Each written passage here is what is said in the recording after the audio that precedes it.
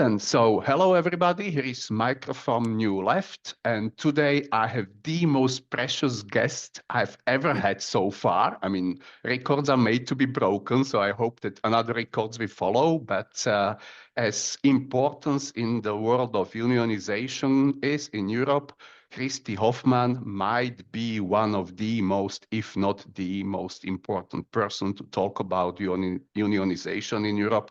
Christy, can you please introduce yourself, who you are, what you do? Well, I am the General Secretary of Uni Global Union, which brings together unions from around the world in the service industries. We have 10 sectors at Uni, 10 sectors of different unions representing workers from 150 countries. So that's my organization. And of course, we spend a lot of time at Uni focusing on the growth and power of unions because we see that as the key strategy to drive the improvement of lives of working people. Cool. So just for context for people who don't know, so UNI, as far as I know, correct me if I'm wrong, has roughly 20 million members worldwide and roughly 5 millions in European Union, if I'm not mistaken. We represent that many people. Okay, Yes, cool. So that's again, roughly speaking. the Yeah. biggest union in European Union by the size, yeah, not the biggest in the world as far as I know. Now there are two, I think that are bigger membership-wise globally, but in Europe, and this is part of the discussion we were gonna have is why is Europe so, or maybe we can even start with this question. So why exactly Europe is the biggest for uni? And why is the stronghold of uni, at least seen from the membership-based perspective in European Union? Well, look, I think Europe has traditionally, since the post-war period, been the strongest in terms of, and I don't want to use the word membership because I think if we're clear, it's really coverage, right? How many workers are covered by collective bargaining? And that is the key metric that I would use. For example, in France, you might have only very small number of members relative to the size of the country, but 96% or 99% bargaining coverage. And that's a very relevant point. But when we think about why Europe is so strong in that regard, I think in the post-war period, they negotiated industrial relations systems that were very, very good for unions, welcoming for unions in the sense that in some cases, social dialogue just became part of the fabric of the relationships in Europe, and a lot of these were negotiated in a post-war environment where there was a very strong left that you didn't really necessarily see in other countries. And there had already been a tradition of unions in many countries. And so Europe has been in the leadership ever since in terms of having structures that favor sectoral bargaining in many countries. That's a really important feature of having strong unions as seen from the perspective of how important they are in the country in terms of driving standards, setting standards. So I think when you look at the Ghent model, you've got countries where union membership was also linked to engaging with social benefits. So, for example, unemployment insurance and so on. So, all of these other features of unions across Europe, and especially sectoral bargaining that you see in the Southern European countries like France, Italy, and Portugal, these are all features of the structure of industrial relations that make it more likely that unions can thrive and succeed. Mhm. This leads to another question I wanted to ask because purely from historical perspective, Americans were even more radical and more leftist than Europeans ever were. I mean, when you look at the FDR times of 96 or 94% taxation of the rich and everything what was going on there. And at the end of the day, even the first May is actually from Chicago. So, like America was really the stronghold of the left, I would say. So how come that, that the evolution of unionization after the Second World War, after FDR and after there were there was period of like 40 years of 70% taxation. Actually, what is happening or what was happening after the war, that the Americans were expanding and bringing this progressive, crazy for today's ears, yeah, progressive taxation to Germany or Japan. Like those were the times with the biggest taxation in Japan and Germany of the rich. So Americans were like leading the charge on the leftist I think values. you And can say that's true when it comes to taxation, yeah, but that this is Americans were the exactly the strongest. question. Why That is the that's unionization not so But that strong is in? not true when it comes to having a stronger left. I mean, the US did not have a strong left in the same way that you've had in Europe. I would disagree with that point. I think on taxation, that's an area in which, we've had a strong progressive movement in some ways about equalizing wealth and so on. And yes, that was a moment in American history. But when you look at the conditions of labor law, when you look at the role of unions, that has never been as strong in the U.S. as it has been in Europe. And for sure, you don't have the practice of sectoral bargaining. You have a practice of enterprise bargaining, which inherently makes unions less powerful when it comes to driving conditions across the sector. Now, when you think about the strength of unions, certainly in some regions in the US, in some markets, unions are very strong, but it's a very big country. And as Yeah, Europe measured is a big by, continent, so like we are bigger. So just something happened there that it went a different direction that Europe did. So what was it, if you know? Like when did it break well, that? I mean, always since the very beginning of having a labor law in the United States, it was focused on enterprise. It was very difficult to achieve a union. You had to have a majority. It was set up from a very limited perspective, that it was enterprise specific and required a majority and required a series of steps that made it more difficult for workers to have a union in the United States and especially to engage in collective bargaining.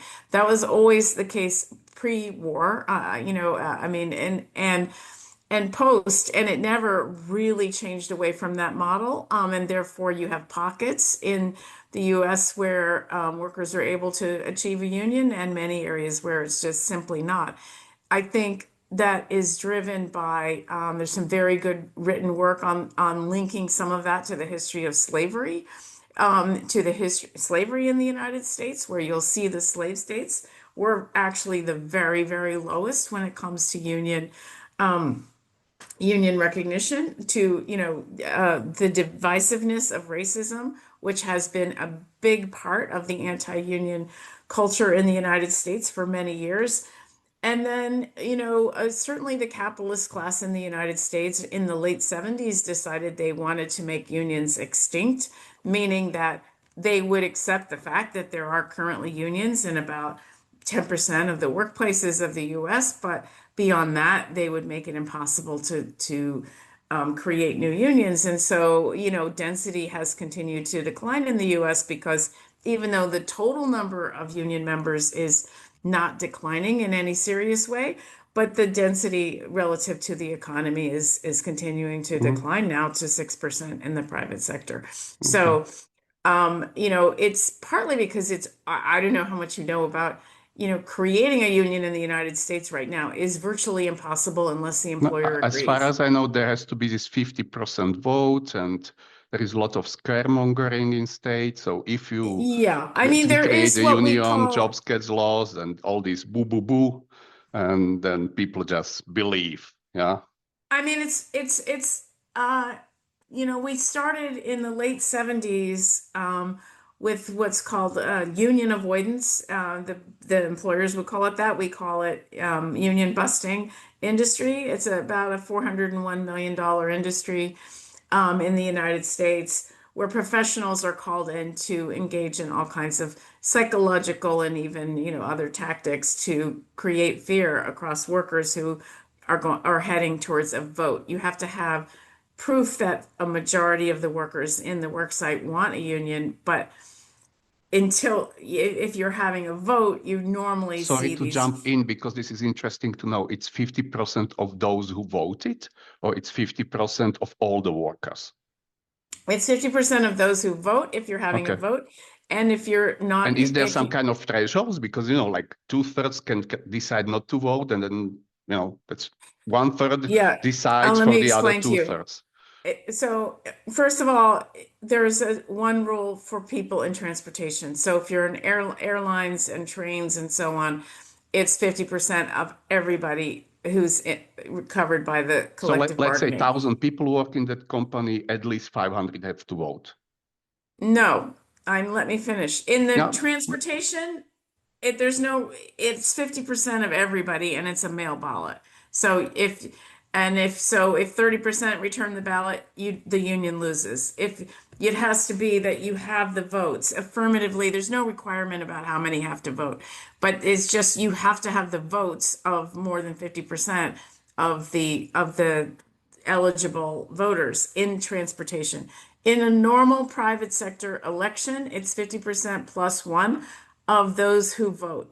Now, if you have a contentious election where the employer is really, really, putting a lot of pressure on the workers, the employers will encourage everyone to vote very much. And sometimes they even video to see who voted and who didn't, because they want as many no votes as possible.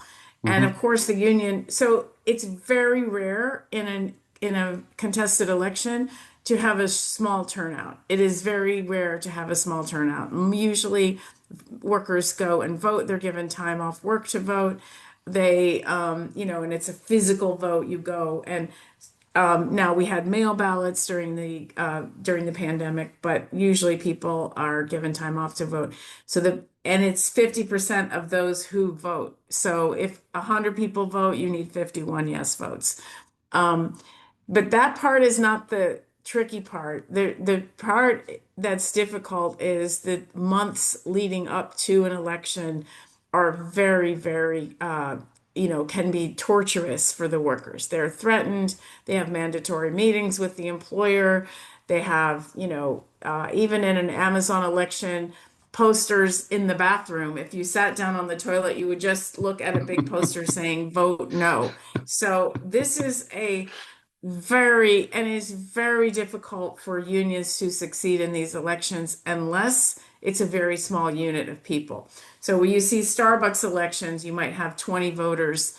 Those are very easy to keep people together and keep people, to understand what's going on with the employer. But a larger unit is harder.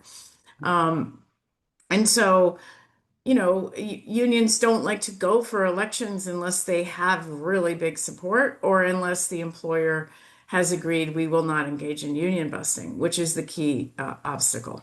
Mhm. Um, This is totally different than in Europe, no? As far as I know, no one in European Union is this, well, I don't know how to put it, strict or cumbersome to create a union. For my country in Slovakia, just three people need to come together right. and that's it. Yeah. And victory is on the ground. Yeah.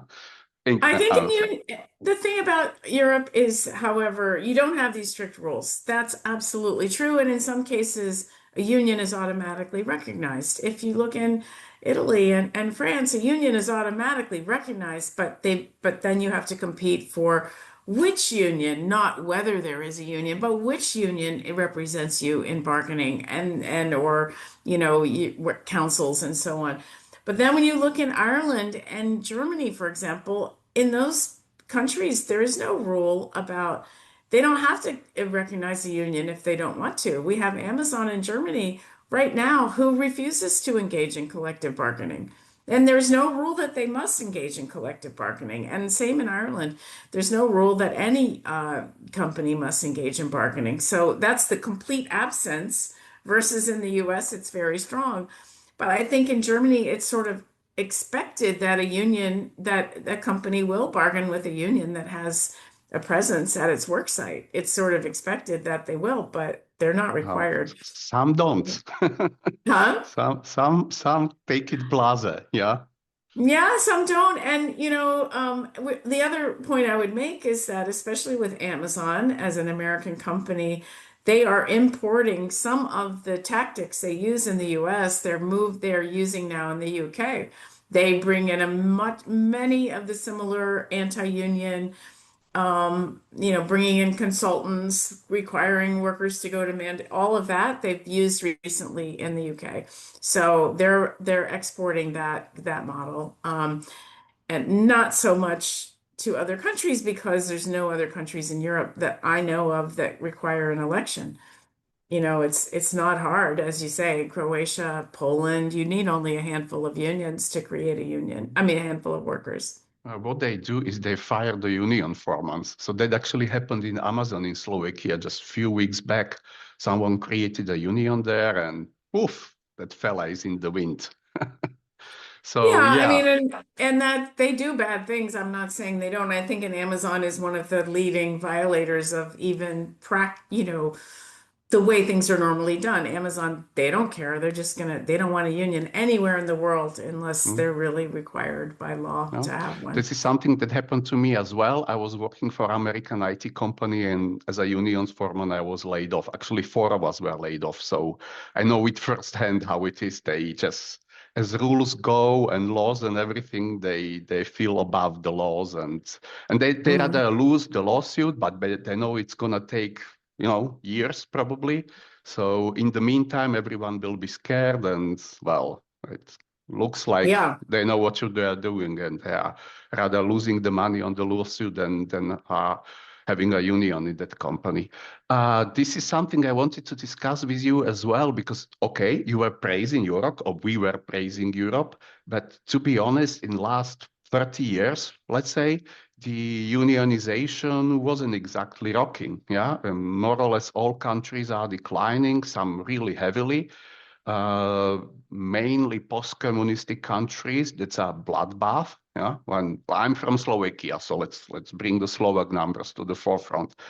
We started with 65% penetration, and now we are at 8.6. Yeah, so bloodbath. It's like 50% is lost. And the same goes for Hungary, for Poland, so you name it. It disintegrated mainly in post-communistic countries, but basically all across the board. I mean, I was speaking with folks in Finland and in Sweden, and even there they lost like 15 points or 30 points, or like just look the data and so the question is, why? What do you think are the main drivers? Let's say the three main drivers that are causing this disillusionment with unionization, or I don't know what it is, but it's just everywhere. It's not exactly, butterflies and roses nowadays in Europe. The only exception is Iceland. Iceland is rocking 92 percentage points. But it's like 400,000 people, so it's like small town. I mean, I live in Vienna, 2.5 million people, so Iceland would be just one area of our city. Mhm. So maybe that doesn't count really. Well, look, I think there's different reasons, and especially I think the post-communist countries, for them, it's been like a really big transition from the communist socialist model where unions are really seen as almost, part of the fabric, right? And maybe very close to the government and had a lot of structural advantages. And so the older style unions, they have a lot of coverage, but it's more like it's just what's expected that everybody will join the union. And then when that dissolved and being union members became more voluntary and less supported by government and less supported by the employers, you bring in these American employers, nobody wants, these employers do not want a union. So the employer pressure, and this permeates all of the international institutions, whether it's World Bank or IMF, they build in these metrics, which disfavors unions. When you look at the World Bank metrics, all of these metrics were like you're measured by how much flexibility you have in your labor market or how easy it is to fire people. All of these things are advantageous for a non-union environment. All that pressure from the sort of capitalist model, and I don't think that many of these unions were prepared for that or even have the independence from the government. The sort of this transition from old style to modern, like we have to fight capitalists, has not been easy for a lot of the countries that you're talking about. Mm. And I don't know a lot about Slovakia specifically, but we know from our, contact with unions across that region that it's a big transition from the unions to go to a different model. And really where you have to make workers feel like this being part of a union is going to help me make my life better and is going to help, build a better standards at work. It's not just something that I have to do because this is what everyone does, and I think it's that's been one issue. But then in more general terms, for one thing, unions always had more strength in manufacturing areas. And of course, manufacturing has declined across Europe as it has in the United States. And losing those jobs has meant you losing Okay, some, why was manufacturing so strong? I mean, what is the secret sauce behind it all that these kind of people want to unionize? Because well, at I the end of mean, the day, not that collective I think bargaining is collective bargaining. I mean, when you come together, the chances are higher that you get more, huh? I mean, the origin of the labor movement is in industry. It's in the Yeah. garment industry. It's in steel and auto. That's the origin. And then sometimes in some places, in some industries, it has expanded into services.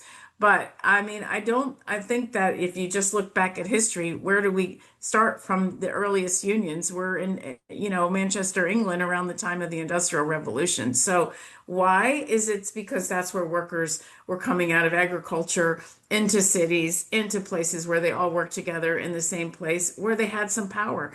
And services have only relatively recently in the history of labor been, owned by big companies. I mean, in the past, you might have some, small little stores, but not really big, stores like Walmart and Amazon that, or others comparable ones in Europe. I think that so they came later. They never achieved the density that you had in manufacturing. In term, you could have entire industries in Germany, for example. The auto industry is completely union. Now, maybe not every part's manufacturing, but there's always little exceptions. But I think that that's just the history of trade unionism in the world. And we see that in Bangladesh. Where are the unions? Are the laws for unions in Bangladesh and India were written only for manufacturing. They're called the factories law, and those are the workers that have rights to organize, not the service industry. We've had Really? to fight. Okay. So Yeah, it's I like mean, totally that's excluded, like when you are a teacher or well, you whatever, have no then, right to no? engage in national Okay. bargaining. I mean, you could still join a union, but you had no real collective bargaining model for you as a service worker. It's only the Factories Act. They've only just changed the Factories Act to be something else this year, only a few months ago. I mean, but so I think that's just a reality. And losing manufacturing jobs has meant the loss of some union power across US for sure, and definite, and also across Europe.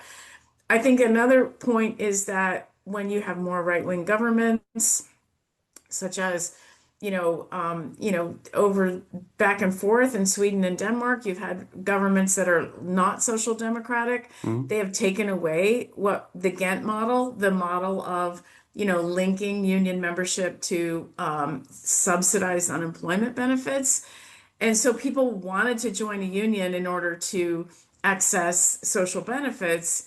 But once you decouple that and you take that away, there's less of an incentive to join a union. And I think losing those incentives is cause the Swedish coverage rate to go down a little bit. I don't think it went down 15 points because of that. I think Not something it's 14, they something, went not down for more. sure, but then if you look at Denmark, when they lost their social benefit linkage, it went down by more. Then I think Sweden has worked No, really, Sweden really had withstand the push. The Finnish guys are the no worse. I right. mean, they And are Denmark great. They are also. about 50, but still they lost 30 points almost. So Yeah, I mean, but you have to remember what the origin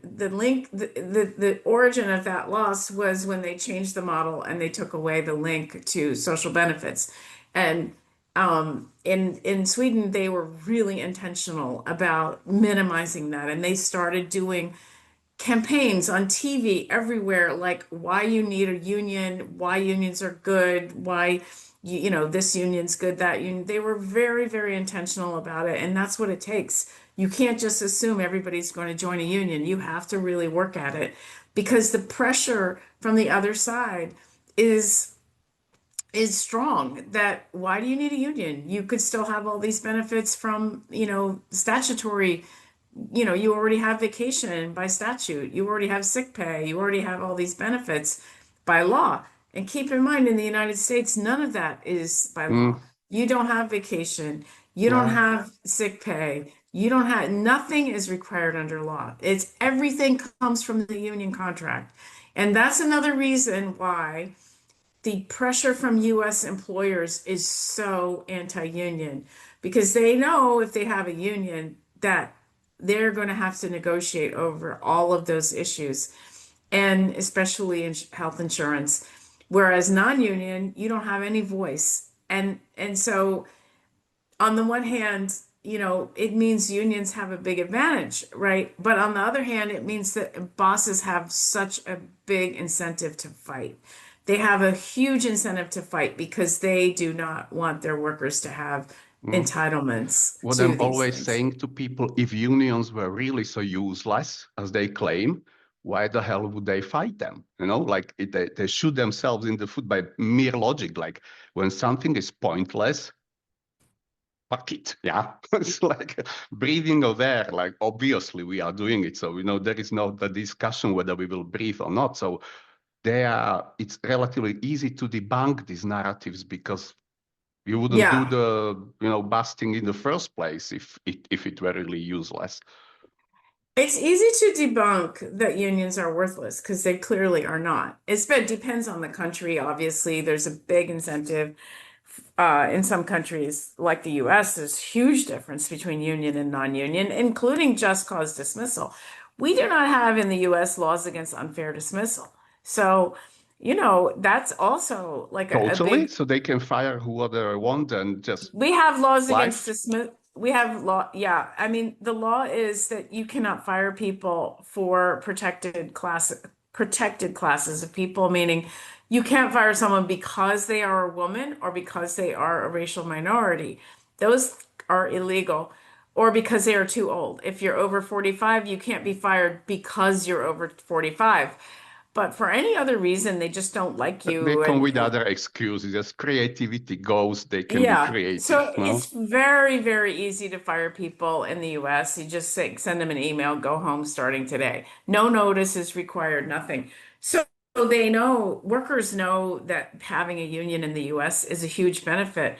But what they're concerned about is the employers are like, well, we'll just close down. We'll leave. Why would you want to support a union? Because your career will be damaged by doing that. I mean, they imply that it's Mm, bad for the person because they don't want their company to be the only one that has a union. So that's one element of it, but also that someone who supports a union, but then the vote fails, will be punished forever. Well, they'll always know that you're not a good person. mhm. But I think that is in Europe, a reason why there's a decline is because, the employers have the argument that why do you need to join the union and pay fees to a union when you have all these benefits without a union? And the other difference between Europe and the US is in Europe, it's voluntary. You can choose every year if you want to stay in the union or not. But in the US, once you vote for a union, almost everyone has to pay fees in Mhm. the country. So you have By to the way, pay. it's 1 percentage point, so it's the usual in America. It's not that is common to have Okay. 1%, but it really differs depending on the Okay. I just unions. maybe it's completely different rule. I don't live there. I don't know. So that's Mm, why I'm asking. I mean, you would say it could be a little more than 1%. Okay. Traditionally, where I used to be a union member, we had the rule that whatever your hourly pay was, you had to give 2 hours a month to the Okay. union. So, and that would be 2 hours out of 160. So it's a little bit more than 1%. But that really every union can make their own model. Mm-hmm. So, and then for part-timers, you can also change the model depending on how many The hours. question I wanted to ask to bring it a little bit more home is the 70-30, roughly 70-30 model that we are running, as far as I know, in all post-communistic countries in European Union. So I think there are 11 countries that are from post-communistic part of Europe in European Union, and as far as I know, all of them are using this model. And the question I wanted to ask you is, after all this decline that we were discussing the last few minutes, whether this model kind of didn't show that its usefulness is long overdue, that it should be kind of sacrificed on the altar of growth 10, 20, I don't know how many years ago, that my opinion, yeah, you do something, it works, keep on doing it, cool, yeah, but when you do something and it isn't working and you are shrinking, then in my opinion, it's only logical to reconsider whether, the strategy as such is working. And when I compare the Scandinavian model, for example, with the post-communistic countries, then the differences are screaming into our faces, like 40 or 50, 60% even in Iceland, even 90, compared with less than 10 in most communistic countries. So, and the decline was terrible. Yeah. So, question, what do you think? Shouldn't we finally reconsider and rebuild the unions in post-communistic countries so that they can mirror the approach that was established for centuries, basically, that the association gets all the money. There is not the 70-30 model. On the company level, the money isn't staying. That's the 70%. Because when I'm talking to guys in Slovakia primarily, they are so ingrained in this model that they are kind of proud that they have 100,000 euros in their bank account. They don't do shit with that, because what can you do on a company level with that kind of money? They organize some fests and jolly making and let's drink beer. But as unionization goes, you know, build barbecue parties or organize barbecue parties isn't exactly where the big fights are happening. A few friends of mine I or don't people I really, just know. let me interrupt you and say, I don't really understand what you're talking about when you say 70-30. I can explain it quickly. How it's done in post-communistic countries is that when you become member of a union, there is an association. As an example, Slovakia, we have 26 Yeah, associations, yeah, but we have roughly 5,000 local unions in multiple companies, 5,000 companies. And the rule is that the money that you are raising, let's say you have 100 members, yeah, let's say that you raise 1,000 euros a month and it's 10 euros membership fee monthly, then this 1,000 euro is divided, only 300 goes to the association and 700 euros stays on the company level. So the unionization isn't that done as in West, where everything goes to Verdi or Unionen or GPA or you name it, yeah? yeah. But it's divided 70-30, so the association has only 1/3 of the money that it would normally have in a Western model. And on the company level, when the money stays, they don't know what to do with it, so they organize, They have parties. Yeah, parties, like yeah. cool. My brother, he works in a bank, so he pays 120 euros in a year. At the end of the year, he gets chocolate. So I'm telling him, man, 120 euros chocolate, it's like you can buy it for 20 euros somewhere and save yourself the money. So it's just, as the model goes, it's Yeah. not exactly working, in my opinion. No, that's why I'm asking. No, I agree. I have seen the model too in some countries. I didn't know it was called 70-30, but I know No, that a but lot of the money it's a is, help. I call it just this division, and that the money yeah, isn't going. it, a lot of the money stays locally and they have a lot of parties and Uh, they, have, a lot I of do beer. Yeah. a lot. I mean, I know this from Poland, right? Mostly Huh? Poland, our Polish unions keep a lot of the money at the local level. And yeah, I mean, it just, what is it that you are aiming for? If you're aiming to create a union that's prepared to fight for better conditions, they need the money. I mean, they need the money. They want to do all kind. If you want to have a real challenge to the corporations that are going to be on the other side of the table when you're bargaining, you need to have resources. You need to be able to do public relations, communications, research, having staff that are skilled to bring everyone in the country together. Because, most of these companies are not just Polish or Slovakian and even if they are just Polish, they're operating all across the country, not in only one town. So you need to have resources at the national level. I mean, I don't know. I do know that some of our what we consider to be very resourced unions, but at the local level, they do have a lot of money for Mhm. entertainment.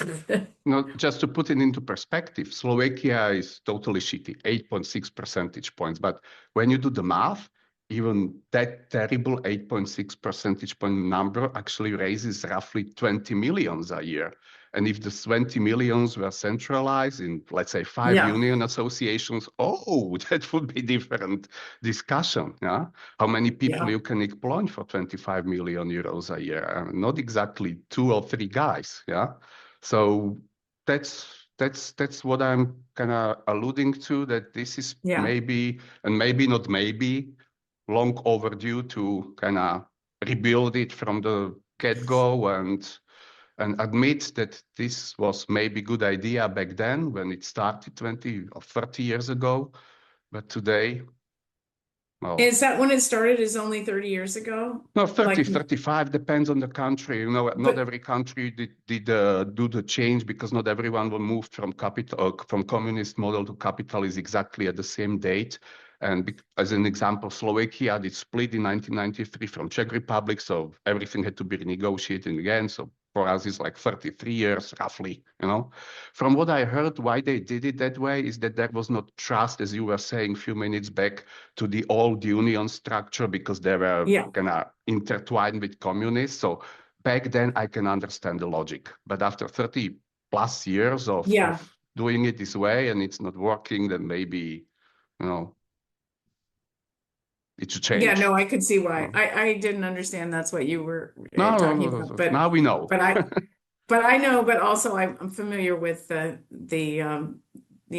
practice of that, and Okay, and the last and hopeful question, what region in the world you see that is kind of getting the momentum and it might not be Europe, no? Maybe it's South America, I have no clue. You are the unique global, you have it in your head. well, So I think, when you're looking at it globally, what is kind of, I'm not going to say one region because I honestly feel that there's big pockets of hope in all of the countries, all regions of the world. But one thing is, all regions of the world unions are under attack. It is like this, the capitalist class is just like, we're really going to try to push unions out of the future so that we want a future where unions are not around and not slowing us down and not, demanding more. I do think there's a big part of capitalism that is united around that common goal.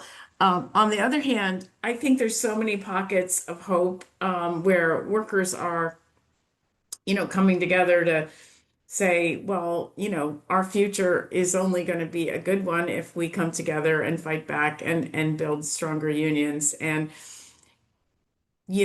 some people on the left, maybe they consider themselves on the left, but would say, well, we need alternatives to unions. Any alternative that you have, I don't care what you call it, it's unless you're engaging in collective bargaining with employers and organizing a collective voice for workers, that's a union in my book, and there's no alternative to that. So we might as well give up on that idea that, oh, unions are old fashioned. They're not old fashioned. They just maybe need new leadership in some cases, or maybe some of our practices can be a bit, old fashioned from time to time. But I really feel like there's so many hopeful strands of trade unionism, all around the world. And, even in the US, where, of course, workers have been under attack for a long time, and that remains the case. When you see who is leading some of the fight back against Trump and deportation, it's the unions. It's the unions that are out on the streets.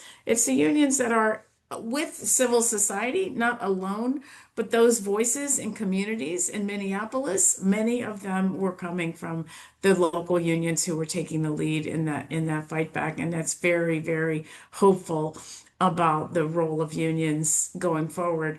But in Asia, unions have been pretty low in terms of their density, except in Japan, but in the rest of Asia, it's very, very low. But we see a lot of young people coming together. We see, big sparks of hope in a lot of areas. And, I would single out Asia because it is the fastest growing region in the world, and the economic strength of Asia is only continuing to grow, so it's a very important region for uni. But Europe is also the foundation of our modern labor movement, and so keeping a European Union strong is really important for uni, and we have a big program around that in our European region, because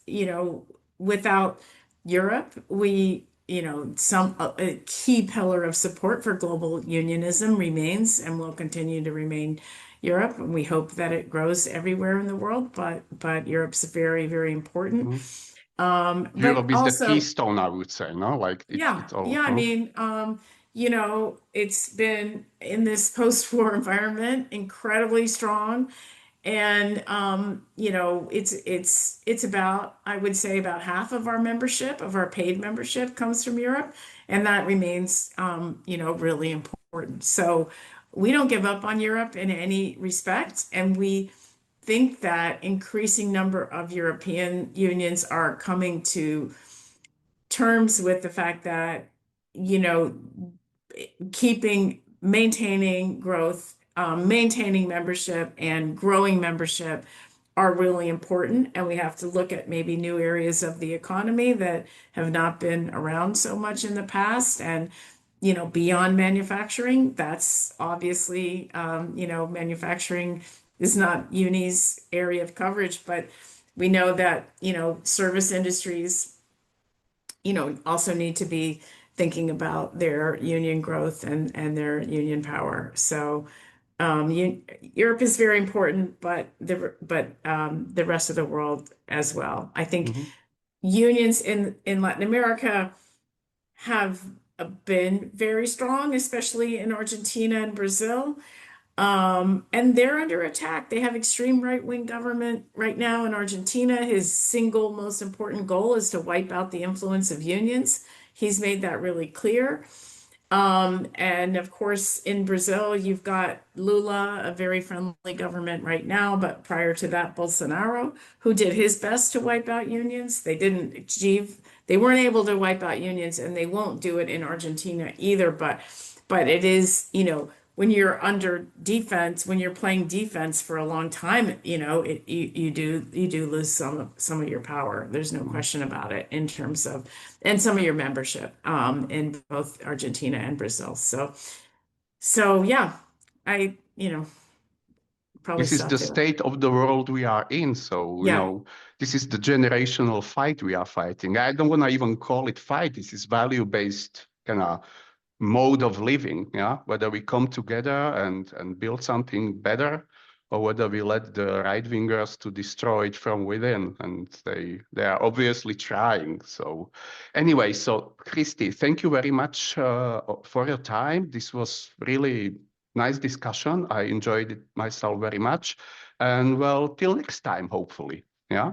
Okay. Thanks for inviting me. Great, Kalek. Bye bye.